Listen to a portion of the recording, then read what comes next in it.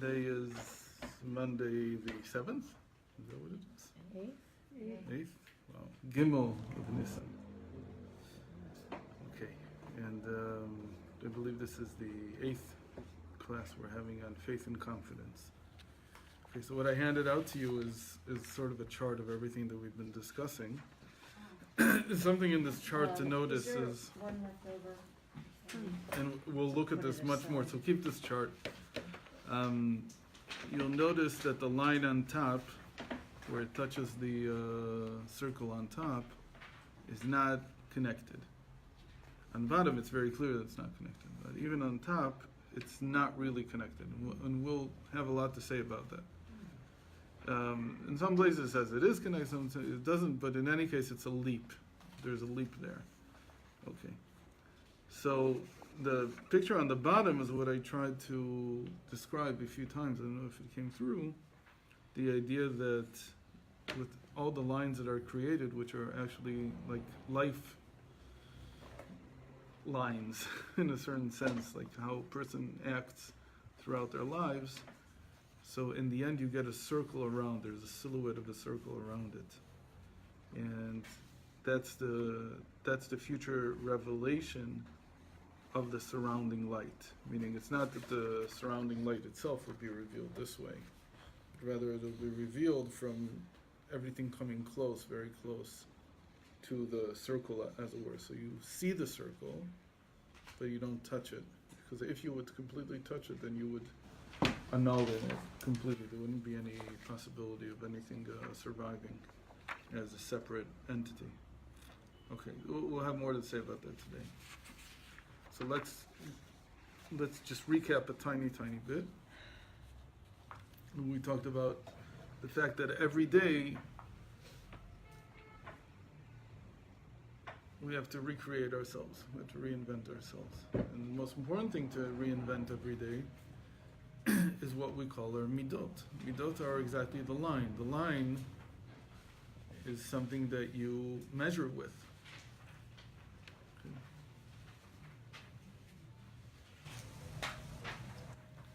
What do you use a line for? You measure with it. So when we say midot, we mean the attributes of the heart. We mean the person's character. We don't mean the intellect. We mean first and foremost his character. It also means the intellect, but it's first and foremost the person's character. So every day we have to see ourselves recreating ourselves, reinventing ourselves when it comes to our character. So however I was yesterday is not the end of the story. Not only is it not the end of the story, and I'm continuing to build today, but I'm building something new. It's like I'm starting a whole new line, a whole new character trait, a whole new way of describing myself, of seeing myself, of acting. So is it the garments or the midos that we're able to change? Now, obviously, it's only the midos and the garments, right? But it's not from nothingness. But it's a new reality. Relatively speaking, it's a new reality. It means that how I am today is not my true self yet. My true self is only after I reinvent myself tomorrow, or in an hour, or whenever it is.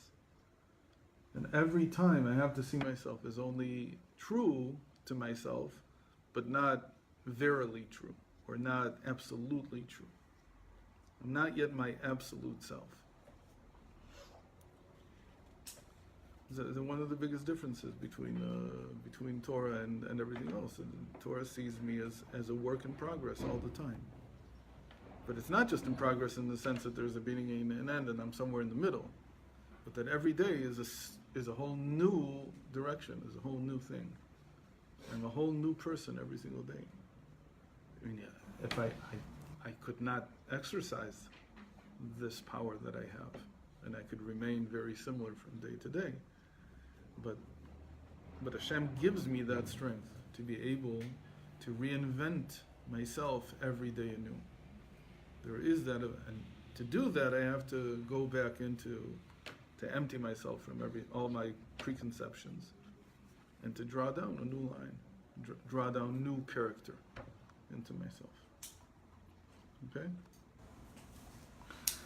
So that's what we talked about yesterday and last time, and we explained this thing that's why the Torah says, the Medrash says, Rabbi Yehuda and the Medrash says that Hashem created worlds and He destroyed them. And the whole reason was to teach the world, He was waiting for a world that would have learned already that it's okay to destroy yourself in a sense. It's okay to annul yourself because you'll be recreated. You shouldn't be afraid to annul yourself. Isn't there must be a deeper reason? Is there a deeper reason why? First of all, this is the deepest reason I've ever heard. Really? If there's a deeper reason, it could be. But why Usually so, this is described as some kind. 900 and somewhat times? Usually this is described as some kind of evolutionary process. It's not described in a psychological sense. In the psychological sense, it's much, much deeper to say that Hashem was waiting for a world that wouldn't be afraid to annul itself. So that all the inhabitants in the world wouldn't be afraid of it. And who says this? It's Chassidus. Okay. It's Yeah, the I thought this- explanation of Chassidus. okay. So that's exactly what I get. That every day I have a chance to create a new nature. But to do that, I have to annul my previous nature. And so we know our famous gematria, that second nature is equal to truth. Right? Remember? Teva Sheni, second nature in Hebrew, is equal to truth, emet. Now the problem with this word truth is, that's how emet is translated, but whoever translated it this way first did us something of a disservice. Because in Hebrew, emet is a very strange word. First of all, we don't know where it came from. There's a lot of dispute between the grammarians where this word came from. It appears in the Torah, but we don't know we don't know how it's constructed. So there's all kinds of theories about it. There's some words that we don't know their construction, that we're not sure. There's different options. But to translate it as truth is almost missing the point in Hebrew. Because in Hebrew it means something that's permanent, something that stands permanently, that's always true. Or to say it another way, another word that's like that is how we say in davening, emet v'yatziv, v'nachon, v'kayam. These are all synonyms. So emet, truth, is something that exists, v'kayam, v'yatziv, and it stands strongly. It's something that has a lot of strength in how it stands. So what's wrong? When you say truth, truth has a logical standing, but it only means in terms of logic, either a true statement or a false statement. Either 1 + 1 = 2 or 1 + 1 = 3. So to say 1 + 1 = 3 doesn't stand the laws of logic. It can't get through it, so it's false. To say 1 + 1 = 2 does fit, but it's only in the realm of the intellect. And even there, it's only in the realm of logic. But when I say emet in Hebrew, when I say that I have a second nature which is true, what I mean to say is that it has standing, that it is steadfast, that it is something you can hold on to. It has some permanence. It's not just that it's true or not true. It's not just false or true in the logical sense. And it's not, when I say I'm not my true self, I don't just mean that I'm faking it. I mean that I'm not standing yet. I'm not yet who I should be in the world. I'm not yet the presence that I should be. There is a certain presence that every person has to have because that's why God created them. So, in terms of Judaism, we say, I'm not yet fulfilling my mission. Or another way to say it, I'm not fulfilled yet. To be true is to be fulfilled. So, and again, we've talked about this many, many times in different classes and different contexts, that when Hashem says to Moshe Rabbeinu, Uvishmi avaya lo nodati lahem, that I didn't make myself known with my 4-letter name to the patriarchs, Rashi explains I made them many promises. I gave them many, many promises. I gave my word about many things. One of them would be that they would inherit the land of Israel. But I have not fulfilled my word, because I have not revealed to them my measure of emet, my measure, which is not just truth, but it's fulfillment. Meaning that I haven't revealed myself in my full self, the way I'm supposed to be revealed. So in a certain sense, when we say that I annul myself to rebuild myself every day, it's because the revelation of who I am that I have now is simply not a fulfillment yet of my real character, of my full character. It's not all. I'm not all here yet. I can be much more than this, but more importantly, I can do in a way that's much more effective and effective. It affects and it has more effect on the world. Okay, so that's what we talked about last time. We talked about this to some extent, and then we began to speak about what it means to annul yourself. Okay. And we said that the key to this is in chapter 33 in the Tanya. And what did it start with? So here we are.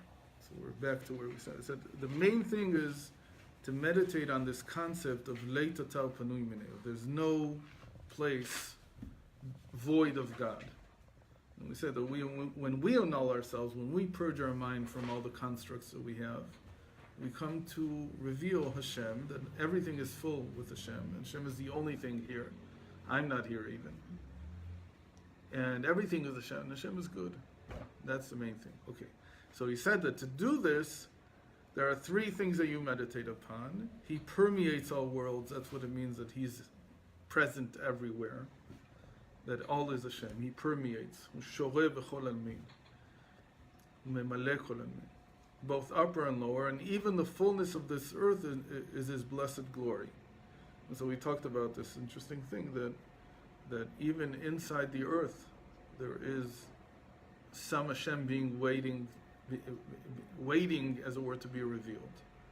We said that could be that we knew in the same way that the New World was discovered when humanity was ready to exit the darkness of Catholicism, was ready to go into something that was more than that. So there was a whole world waiting for the development of something new. And when the world is willing to exit the darkness that it's in now of not recognizing one Hashem, or worshipping death, or whatever the different religions do, so there's also much still waiting for us to discover that will aid that new world that we create. So that Hashem is everywhere in that sense. He alone filled the space before the 6 days of creation, and now also this is so, being one alone without any change whatsoever. So no. So usually we say memale kol almin, sovev kol almin, v'kula kamei kolo chashiv. That he fills all worlds, he surrounds all worlds, and everything before him is as naught. That's the nullification. The main thing is everything before him is as if it never existed. This morning when I was reading my Quora Digest, which is what I do when I start the day, certain places where you can't do other things. So I came across something I'd seen many years ago, but I didn't realize it had continued to develop, the idea of a zero energy universe. And basically what that idea says, it wants to explain that the universe that we see in front of us has in total zero energy in it. There's nothing here. And the basic, the plus energy is what we call matter, and the minus energy is what we call gravity. And basically those are the only two types of energy that there are. Some of it is dark, some of it is seen, some of it experienced, some is not. It doesn't matter. In the end, it all cancels out, and there's nothing here. So what created the universe? So fluctuation. It's like it's called a quantum fluctuation. It created it, again, I'm not saying it's right or not right, but this type of theory fits very strongly what it means, kula kamei kula chashiv, that before Hashem, that it, meaning from his point of view, this is all like nothing. And if there's anything here, from our point of view, it's just because there's a fluctuation in that nothingness. That's all there is. So again, you can't go around the world feeling this all the time. That's the main thing to understand. No one theory can ever describe all of human experience. Rather, this idea of all is before him like nothing is something that you do when you when you run to Hashem, when you run to his point of view, in order to cleanse, to clean and purge your constructs, your mind. But after that, you have to come back into a normal world. And in the normal world, for a Jew, first of all, there's mitzvot. And there's an actual something here that you have to work with. So I have to eat actual matzah. I can't just sit in 2 weeks at the table and say I'm eating a quantum fluctuation, and it doesn't really matter whether it's an actual matzah or not an actual matzah. Because there's an actual world. And in this world, you have to eat actual matzah. Okay. Question, the idea that Hashem doesn't change, Okay. but there's also the idea that he's crying, he's rejoicing. I mean, they speak Yeah, about. that's how he reveals himself through the kav. So there's a place. Again, he also reveals himself in different ways. When we say Memale Kol Elmin, the kav, the line that comes down, so he is all those revelations, including you and me. Okay. And why is it comforting that he doesn't change? Why is it comforting? Is it comforting? Because it could be comforting also, at least logically, but the most important thing about Hashem is that he's eternal.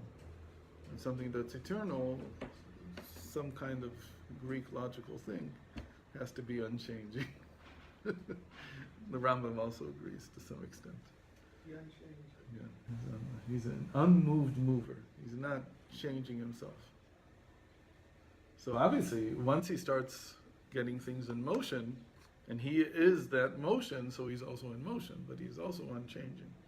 And like I said, there's no one theory, not theory, but there's no one depiction or description that fits everything. It's always that you have to be smart enough to know when to do what. In the same way that somebody who's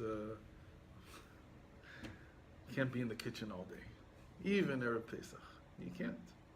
You have to know when to take a break, because it's true that this is the main thing to do in these weeks. It is, because you're cleansing everything, you're cleaning everything, you're getting all the chametz out, but you can't do it all the time, because it doesn't work that way. Yeah. Everything has a run and return. Everything has a pulse to it, and you have to find how to properly use kol davar b'ito. That was actually the topic yesterday that the Rav talked about. Kol asay yafeh b'ito.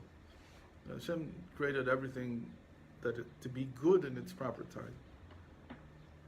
So when I'm purging, what I want to have in front of me is leitatal panui mina. There's nothing that's void of Hashem. And at the same time, as much as nothing is void of Hashem, he's unchanging. Yeah? So what is what I see here? It's really nothing. That's what we say. Kula kamei kelo chashiv.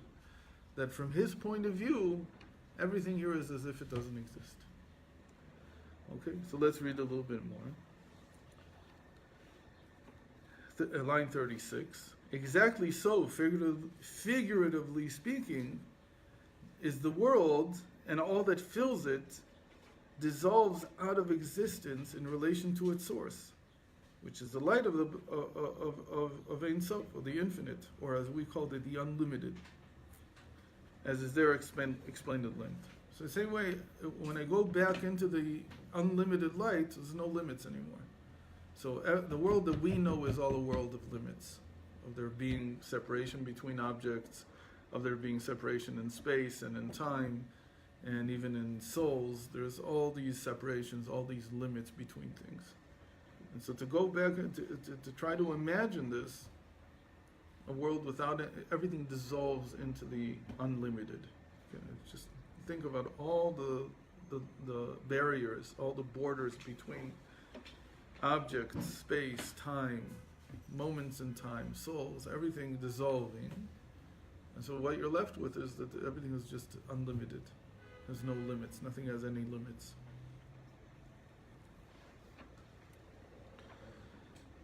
When one will deeply contemplate this, and again this is chapter 33 in the Tanya, his heart will be gladdened, and his soul will rejoice even with joy in singing with all heart and soul and might.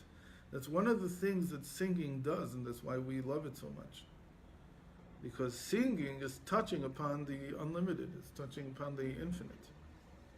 It's not exactly a state of unlimitedness, of having no limits, but it's very close to it, and that's why music has a very strong power of breaking down the barriers between people, and people feeling that they emerge in harmony, which is something that you don't get outside of the musical world. Meaning, even the Harlem Globetrotters are still 5 different players, and you see them as 5 distinct people, as much as they work together harmoniously, but it's still 5 different parts that are separate.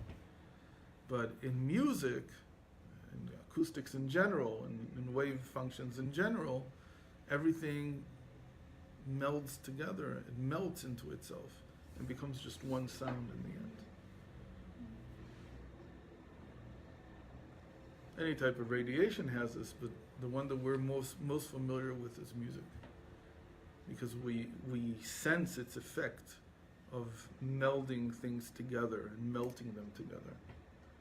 And so when you sense that, it's like a feeling of the unlimited. That's why it has such incredible power. On the other hand,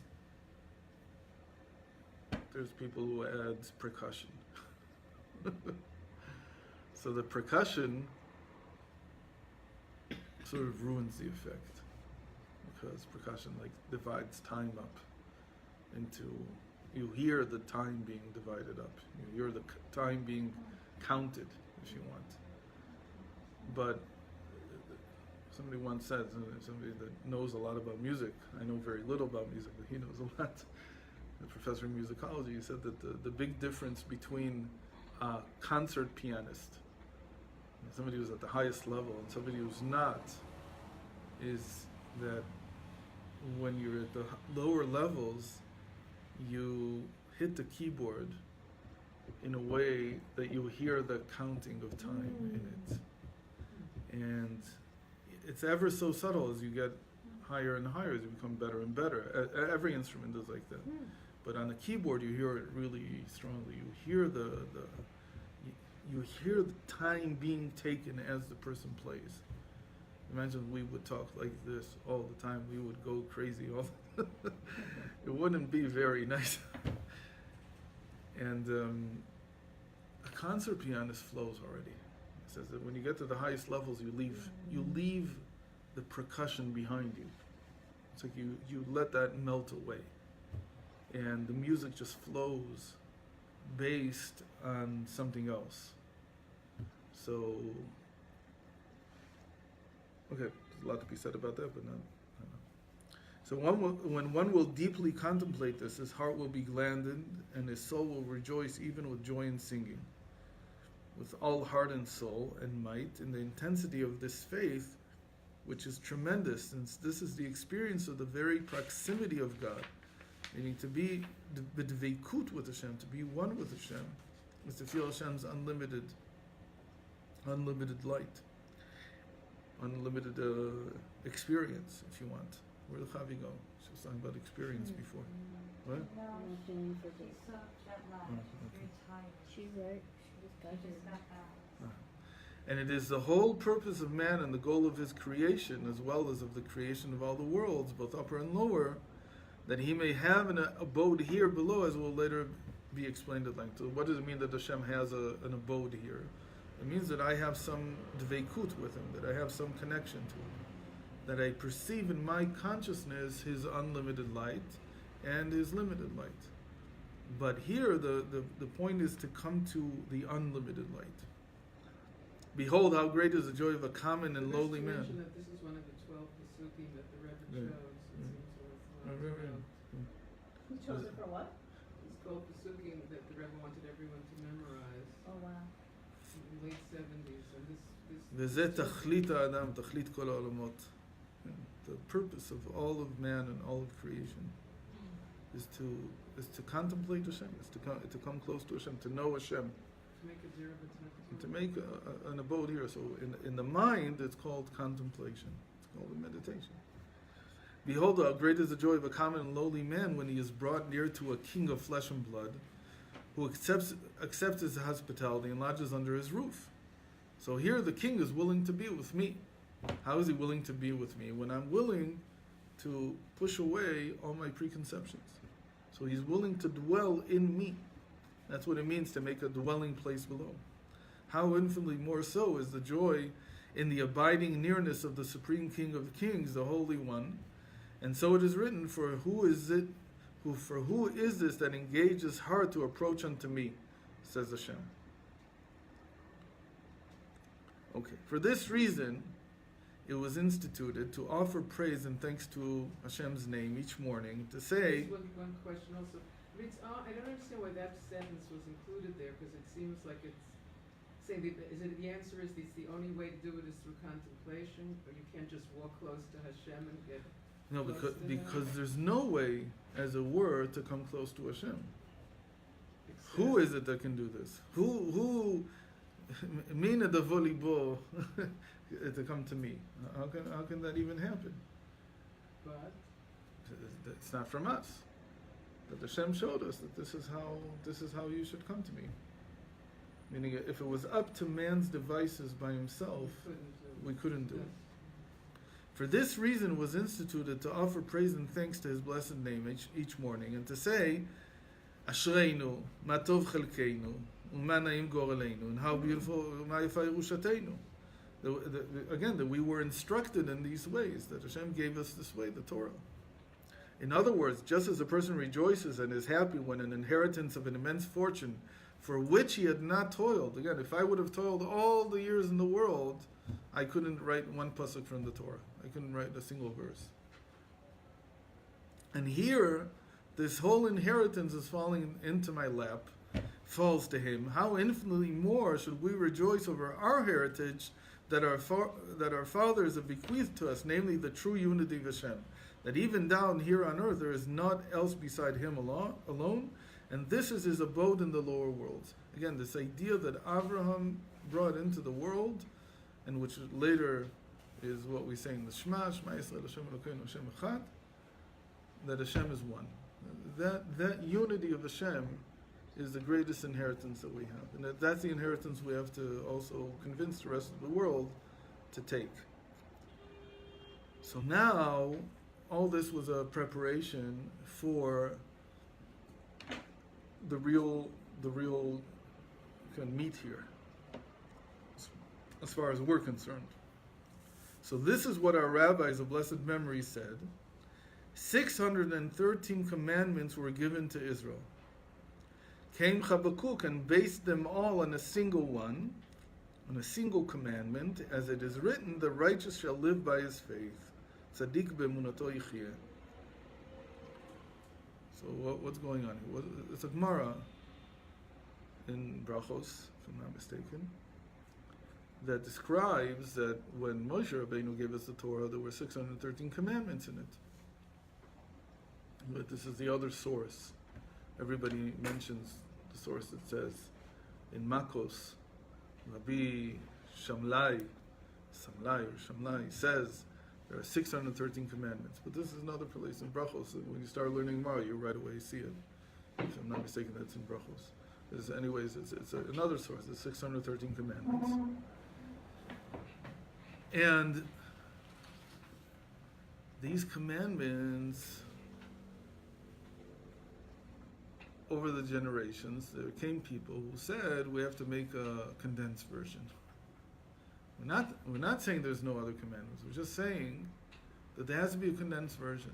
And there's a question, why? So first came David, King David, and he bases it on 11 commandments, chapter 16 in Tehillim. What do you Yes. mean based on? I Oh, don't understand. that's the question. What does it mean? Ve'emidan, it says. To base means to make them stand on one. We're on 11. First came Isaiah with 11. Then, the first came David with 11. Then came Isaiah with 6. Then came, if I'm not mistaken, Zechariah with 3. Then came Isaiah again with 2. And finally came Chavakuk, the Navi Chavakuk, who was the child that Eliyahu Navi brought back to life. And apparently that's a big deal in his being able to perceive this, as we'll see.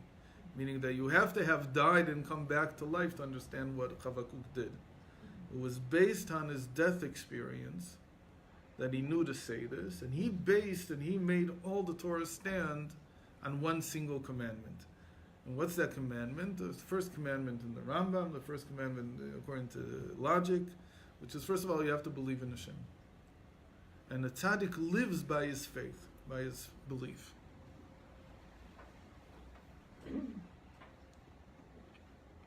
So what does it mean? How can if there's 613 commandments, how can you possibly say, what does the Gemara want to tell us? What does the sages want to say?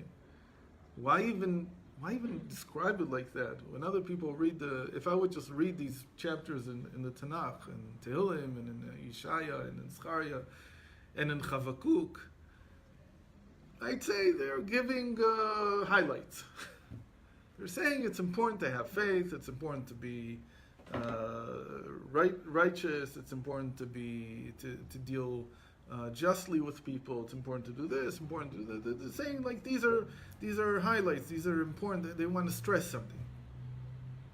But there comes the Talmud and it says no, it's not just that. They made the whole 613 construct of all the commandments stand on 11, 5, or 6, I don't remember, 3, 2, and in the end on 1.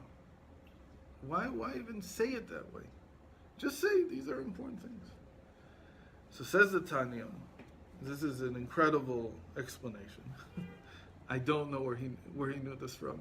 Either it's something that he came up to it himself, or there's some source. Be interesting to find if there's actually somebody who said it before him. So he's the Alter Rebbe, when he writes this, it's an incredible explanation. It's just completely revolutionary. That is to say, as if there had been no more than one commandment. He's saying, don't make a mistake here. He's not just saying, out of the 613, it's very, very, very important to keep faith. No, he's saying as if you have to see it as if there's only one commandment. It's not out of the 613, this one's the most important, this one's the second most important. He's not giving, he's not grading the commandments, saying this one got a higher score on my importance chart and this one got a lower score. He's saying everything is based on what? How can that be? In other words, let's see what happens. When his heart will exult and rejoice in his faith in God's unity and perfect joy, as it is as though, there's words missing here, as though he had but this one commandment, and it alone was the ultimate purpose of his creation, and that of all the worlds. The person should see it as if he really was commanded to do only one thing. I wasn't commanded only to do one thing. I was commanded to do 613. But, like we said, there's not one thing that you do in life. There's not one approach that you use. He says there are times when you have to see it in your life. There are times when you have to see it as if there's only one commandment on your shoulders. That's all you have to do, just one. That's all God commanded me, just one. Why? Why is it? Why would I be in such a state?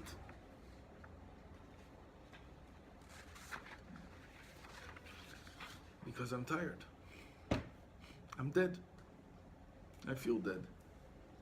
The burden is just too much for me. I can't renew. I can't find energy. I can't find how to continue. In our description, it's like I've come to the bottom of the line. It's the end of the line here. Everything is just weighing too heavily on me. What does it mean that it's weighing too heavily on me?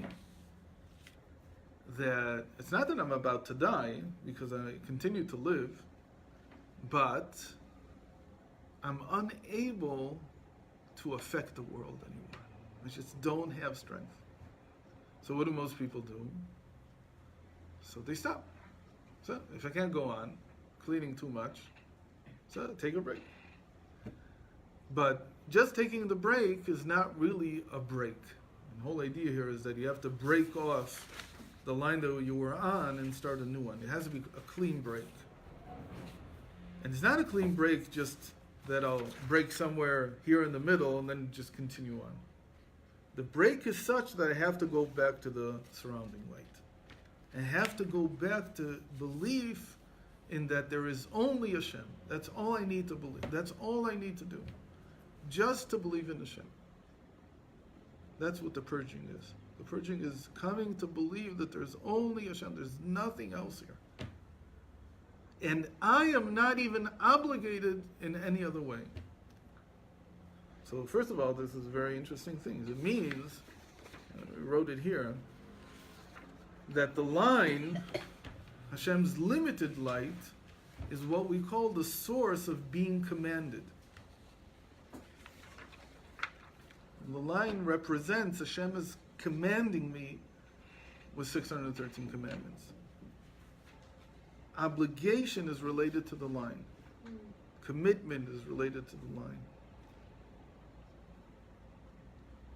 What does the circle represent? The circle represents just one mitzvah. It's also a line, but it's a circle, so it really is unlimited as we described it, and so on. There's only one thing here. And that oneness is Hashem's oneness. Just to believe in Hashem's oneness. There's only one thing here, and that one thing, when I ask, what does Hashem obligate me? What's the one thing He obligates me? It's to believe that there's only one thing here. That's all. It's a complete simplicity. There's only Hashem. Nothing else. The obligation is itself. The moment I understand that I'm supposed to, by the way, the Rambam divides this in two. He says, on the one hand, of course a person has to believe in Hashem in order to be obligated, because if he doesn't believe in Hashem, how could he believe that Hashem gave Torah? But the commandment, as he writes, is not to believe in Hashem, but to know Hashem. They're a little bit different. Why? Because to know is already when it comes down into the line. Because knowledge is some kind of construct in my mind. Whereas faith here is round. There's no construct. There's no up or down. There's no levels. It's just simple faith. In the human body, it's represented by the skull, the Gulgalta. That's where the Radla is. That's where the unknowable head is. And it's round. That's its nature. And again, it's a geometric roundness. It comes to describe an abstract idea. The roundness So how of can it. we have the oneness of Hashem to have that awareness if it's not coming down the column? Because that's what we said. The purging is just to be aware of the surrounding light, the unlimited light. There's got to be some touching. No, The line's not touching. I'm leaving. I'm completely leaving the line behind, and everything's the line is melting into this oneness of this circle. It's like it doesn't survive the transition. It's like it all dissolved into the oneness of the circle. That's all it is. So you really need to see it. Nature literally, but I mean we're still in our bodies. So you have to see your body dissolving. Can you do that? Okay. So that's I mean, people who've taken drugs say they can see it. So if you can do it with drugs, you can do it without it. It's one of the big Okay, so when principles, you right? say nullifying yourself, this is what you're talking about. What? Okay. When you're talking, okay. That everything dissolves into Hashem's oneness. Okay. But not to say that Hashem's oneness is not it's a commandment in a sense, but it's more like a necessary reality. It's not even, I'm not really even being commanded, he says. Because Chavakuk, it doesn't show up in Torah, it says V'yadata yom, it doesn't say V'emanta yom. It says you should know today that Hashem is God.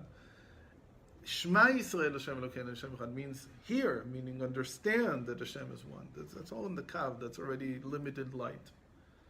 But to have like Chavakuk, who's also the one who describes what we call the essence, the one pasuk in all of Tanakh that we associate with Hashem's very essence, which is that Hashem is Chevyon Oza Atzmut, that He's the hidden power of the self, of His self. That's a pasuk that's a phrase that Chavakuk says, and we said it has to do with the fact that he died. What was his death experience? And what happened? What was the story? His head hurt, which gives you an idea of what it means to feel too burdened, and he passed out and he died. So his mother, Oh, this was Elisha, the story of Elisha, and Elisha or Eliyahu, I don't remember. Chavakuk is one of the children was Chavakuk and one was Yonah, and unfortunately Yonah is maybe Eliyahu, so maybe it's Elisha. But in any case, he went through a death experience. as a child. Right, as a child. Was that Habakkuk in the story with Elisha and the woman? So it's either him or Eliyahu's stories. I always get them mixed I don't know up. the Eliyahu Unfortunately, story. I'm not such a big scholar, I know the Elisha so story it because it's doesn't- a Haftorah. I remember. don't know the Eliyahu story. Eliyahu had exactly the same story, except that it says Eliyahu brought back to life one person and Elisha brought back two. Elisha brought back a child and he brought back to life a soldier that had died after he had died also. His body touched this guy's body and he came out. Anyway, whatever. Can I just ask Yeah. a question?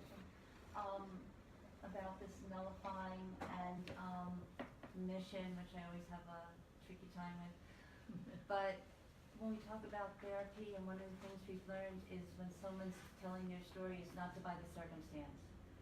So when I'm thinking about that there's always something deeper going on underneath the circumstances. Okay. So when I'm now nullifying and then going back into life and into our mission, it's not so much that I'm thinking, what, every day we're going to be switching to something else, or it could be a different mission or whatever. No, what we're doing doesn't change so much, Yeah, but it's we're renewing how we the come energy. to it. Right, It's right. different. I have new faculties, new abilities. Yeah. Okay. It could be that the mission continues, but sometimes also there's a new mission, like we It talked could about be, last but time. it's not Ken, that necessarily- happens in life. I mean, That how crazy every day, is, how chaotic that would be. so, it would seem chaotic if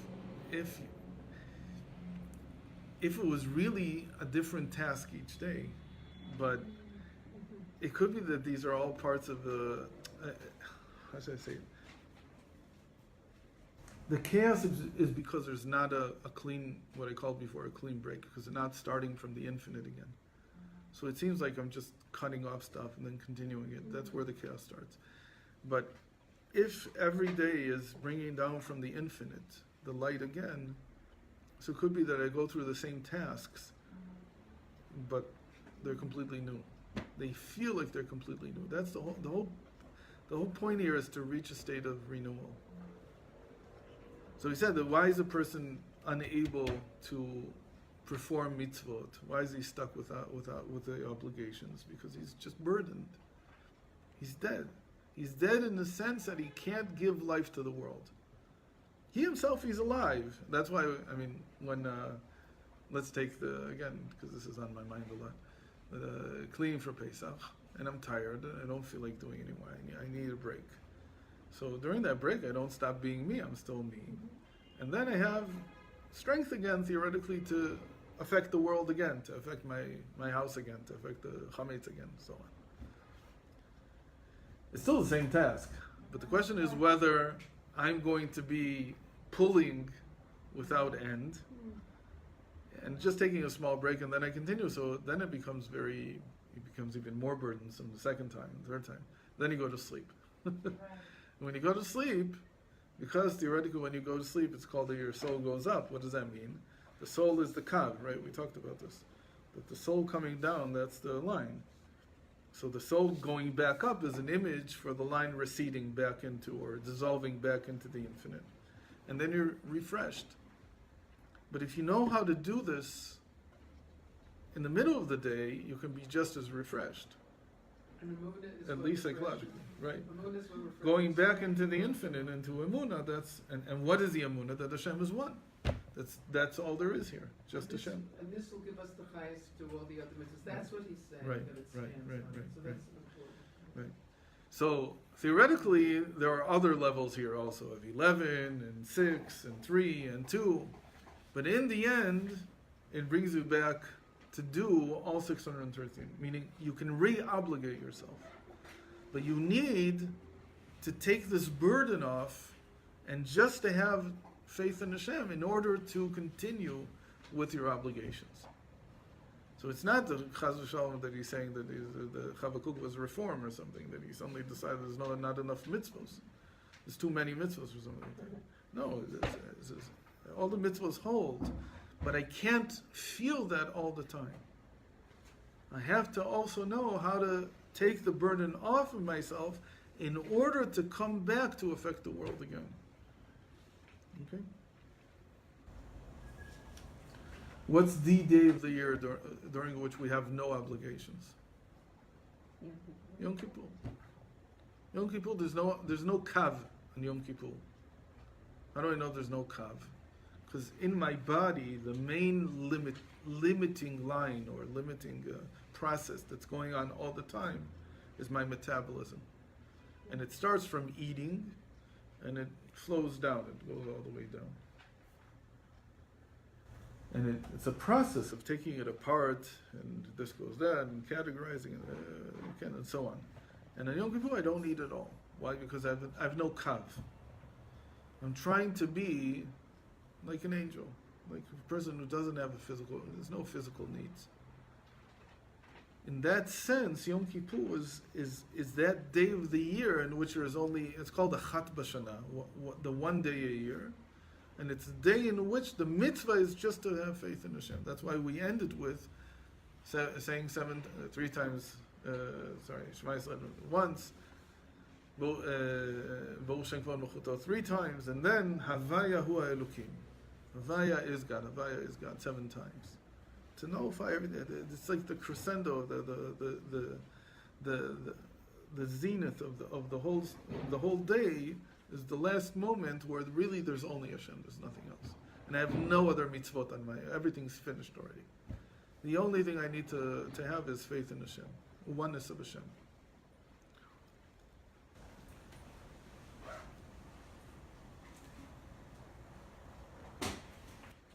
So we said before that this is called Chag Sameach. Sorry, I got to get So we said before this is the feeling of that before Hashem there's nothing. It's as if there's nothing before him. And we said that in the Zohar, this is called Leit Atar Panui Minei. There is no place void of him. So the first word is late. There is none. Lamed Yud Taf. It's in your pages if you see the not chapter 33, but in the translation of the article. So in the translation of the article, there's this note about late being, Lamed Yud Taf being an acronym for Lifnei Hashem Titavu. Lifnei Hashem Titavu, Titavu. which means before Hashem you're cleansed. And we use the word Taher before to talk about the sun setting into the ocean. It's like into a mikveh, like it dissolves into the water. And the sun being a representative of the Kav, of the day. And the day is dissolved, it ends, it's cleansed, it's purified, like the purging in the mind. So what do we do before Hashem, on Yom Kippur? Before Hashem, we're purged, cleansed completely. Everything that I was before Yom Kippur is nothing like I am when I come out. I'm a different person. Why am I a different person? Because there, it's like we're teaching everybody, on one day, the whole Jewish people do it all at once. But every day, each one of us is supposed to be able to do it whenever we need it. And that's what he teaches in Tanya. And it's an amazing thing. If there's a source for it, it's really amazing. I think it's one of his greatest chidushim. Is there a similar effect on Pesach as well? Like you are a difference? Pesach is a little bit different. But you say that Pesach is you might say is already saying that once the kav is in, once you begin to do a task, once you begin to enter into the world, it should be without feelings of self, just to do the act. Meaning, it's sort of like making the kav transparent in a certain sense. Chaz Chametz makes it very, I feel myself. Why am I burdened? I'm burdened because of my feelings of self, because I'm running up against my ego. That's what burdens me.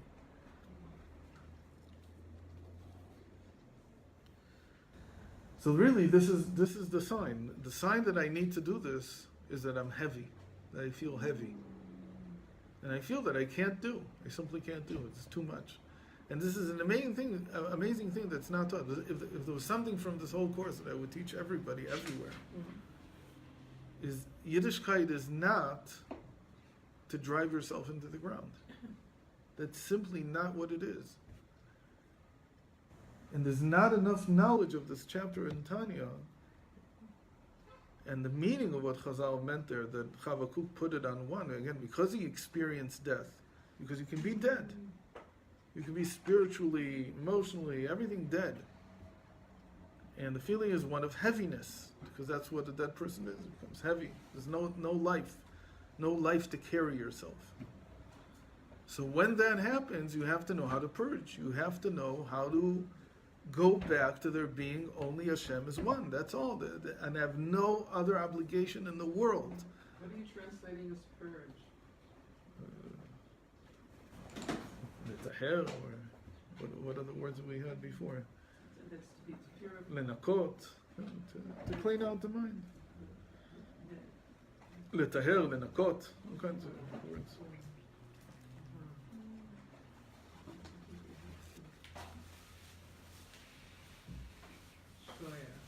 So I take it we're done. Okay, so with that piece of advice, Yes. you can maybe go clean. So now you know what and enjoy it. And it says that every time that you come to this, what's the sign that you've done it properly? That you come out with a song. Come out with a song. Okay. Getting 10 rings tonight.